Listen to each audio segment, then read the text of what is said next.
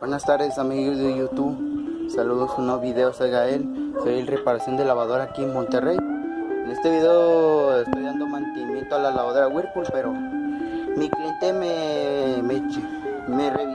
mi cliente me mandó que lo revisara esta lavadora que hace zumba el ruido. A lo mejor puede ser el motor dañado, el capacitor. Creo que es motor, pero hay que cambiarle el motor para que funcione al 100. El copler blanco sirve muy bien, perfectamente, sin ningún problema.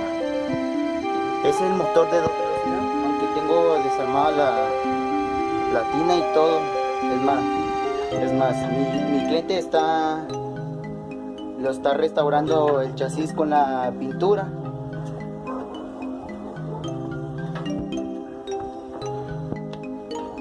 Es la lavadora Whirlpool. La lavadora Whirlpool Professional Care Super Capacity Excel Drive transmisión sin banda. Voy a checarle la fecha.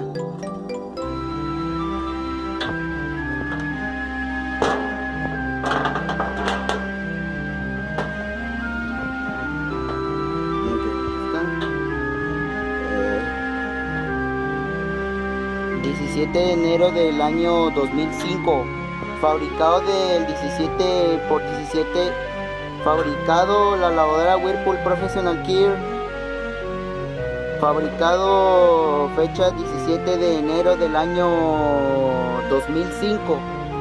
La lavadora ya duró creo que como 15 años de fabricarlo, esa lavadora antigua. Bueno, que tengo la tina sucia, pues lo voy a restaurar todo.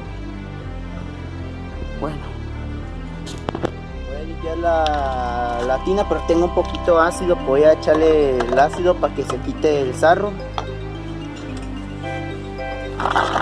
Voy a limpiarlo todo. Cuando me acabo el ácido, ya se acabó el ácido, voy a usar el jabón para tallar la tina con la brocha, así. Tenga mucho cuidado que no vayan a quemar el pie. Si usas el guante, te recomiendo que uses guante y lentes y mascarilla para que no huela feo. Bueno, es hora de comenzar la lavada de tina.